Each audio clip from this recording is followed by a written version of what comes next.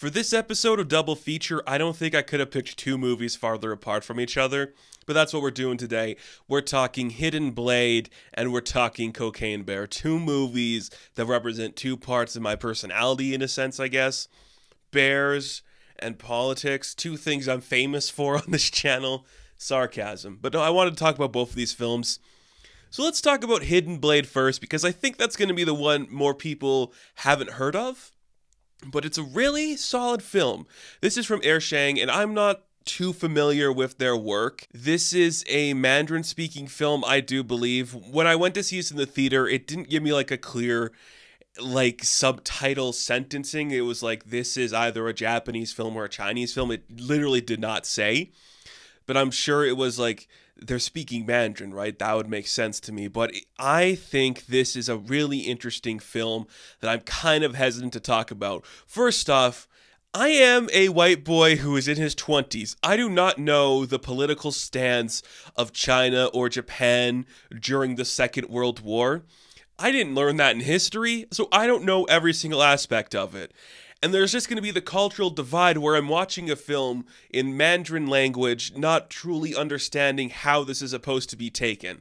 So going into that, it's like, okay, we are talking about the politics between Japan and China during this point in the war, the men and women who work on both sides of that trying to come to understanding what power is guiding which country in the war, how they are helping each other's country, the literal cities they are trying to take hold of from the other one. And I'm like, okay, this seems like something I should be expected to know. But then again, the target audience for this movie is not just some Canadian boy who's never read these politics before.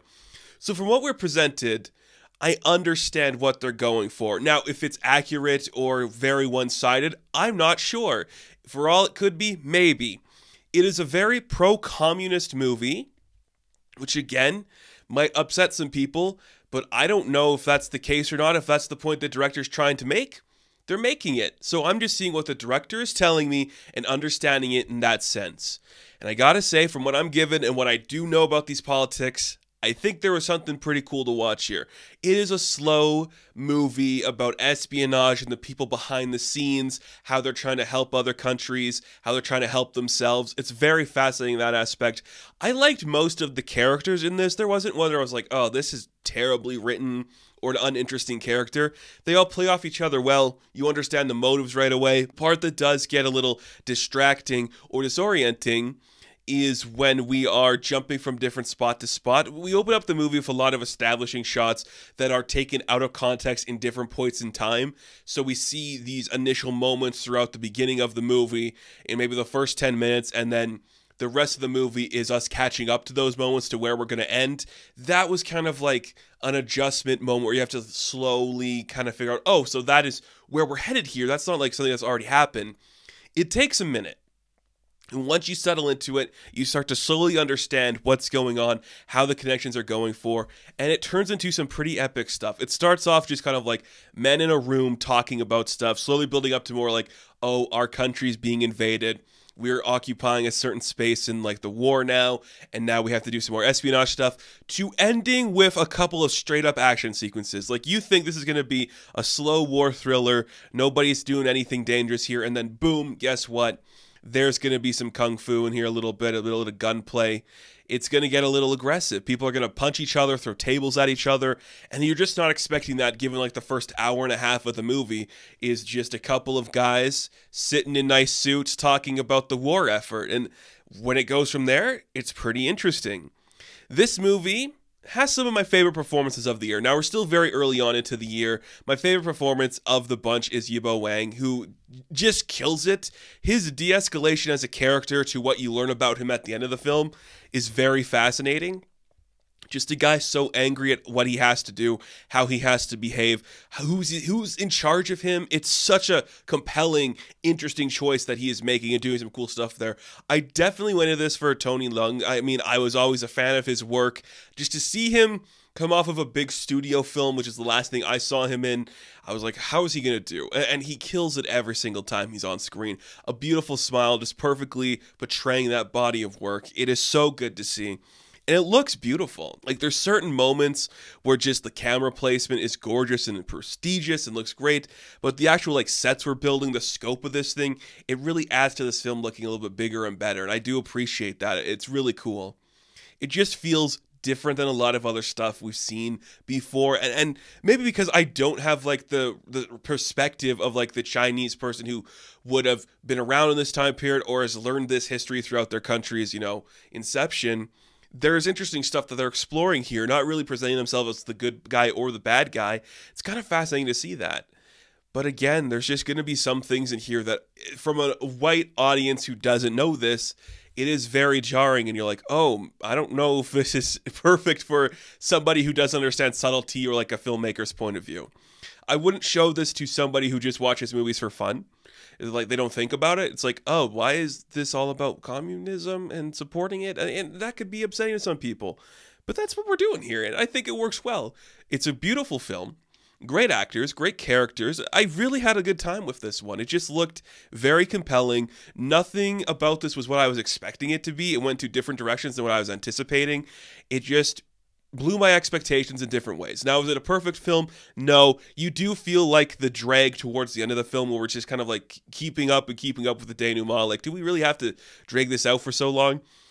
There is a really good twist in the movie that I wasn't expecting, where I'm like, oh, that makes this all make a little more sense. And then when you start thinking back to when that is revealed, you look back to key moments of certain characters, you're like, yeah, that tracks really well. That's actually a compelling thing they just did. Kind of surprising it worked that way, but it's just really interesting to see this movie present itself like that. So it's kind of an interesting one, different than what you might be expecting. It doesn't have like a super wide release over in North America, I'm assuming. But if you find a theater that's playing it, and you are somebody who can understand film literacy, and you're like, oh, this is what's being said to me, this is the point of the filmmaker, this is the time period we're in with these types of characters, it's good politics, good espionage, good action. It all is in focus and looks great with great performances. It's solid. Hidden Blade's pretty solid. So, Hidden Blade, I am going to give a 7 out of 10. Now let's jump to the opposite end of the world and talk about Cocaine Bear, a movie I was very hesitant to talk about just because it seems straight up my alley. Elizabeth Banks is a creator I've always been fascinated by. I feel like she's just waiting to do that next big thing, and she's picked some weird projects that haven't really worked for her. So you have Cocaine Bear, based on a true story about cocaine falling from a plane, landing in a park. A bear does it. There you go. I'll be honest with you folks, did not like this movie. And again, this is just straight up my alley. I've always been a fan of just like the sci-fi original movies and the asylum films. And the thing about those movies that I think goes against what this movie does is that those are taken self-seriously. They're like, okay, a two-headed shark attack? That's not funny. There's a fucking two-headed shark coming for us. That's terrifying. We're in a Sharknado. We're going to make a quickie catchphrase, but it's going to be fun. We're having fun. We're not making fun of the situation, which is what Cocaine Bear does. Every second we are in this movie, somebody's cracking a stupid joke about something, and nobody's really taking anything seriously, and that kind of defeats the purpose. At the end of the day, the bear isn't the bad guy. It's just a character in this ensemble. There are moments where it leans into its grotesqueness, which are fun and interesting, but then we just spend half the time, more than half the time, with really lame characters that are one-dimensional and not interesting. Now, from a directing standpoint, it doesn't do anything fundamentally crazy. There's no, like, unique shots here that change your perspective or warp your idea of how to make a film. It looks fine. The script is very serviceable. Again, a script for this doesn't need to be mind-blowing or crazy. It gets the job done, which is kind of all you need it to do, right? It does that fine. The characters are okay. I don't really like any of the characters. There are actors who do good. Margot Martindale, always hilarious, always a cutie. So fun to see her having fun. I will support Kerry Russell in anything she does. I love that woman to death, and putting her in a pink jumpsuit, setting her out into the forest. Hell yeah, man. That's hot and cool, and I love her. She's so cute and fun. Alden Ehrenreich, another handsome boy in here, getting some fun stuff to do. O'Shea Jackson Jr. doing some fun stuff too, but ultimately it doesn't service anything creative or interesting. You have a concept like Cocaine Bear. It doesn't really feel like we're seeing anything crazy happening with the bear. It's just attacking people. There's nothing insane about that. It only exists to preface it like a bear wouldn't normally do this. It could have been anything aside from cocaine that bear ingested to make that happen. Either way, I don't know if it's a good movie. It's just fine. It'll get the job done. It's not overly funny. The jokes do land sometimes. The end climactic battle sucks so much because it's like we're in a dark space and the bear's a victim. Like, fuck off. What are we doing? The sharks aren't the victim in Sharknado. You know that, right? Like, what is this?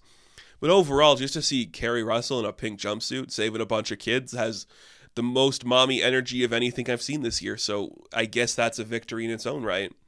I don't know. This one should have been better. Should have taken itself more seriously, because then it would be funny. I get why you make it a comedy because everyone's quipping, but it's also a comedy if everybody is taking this seriously and the bear's insane.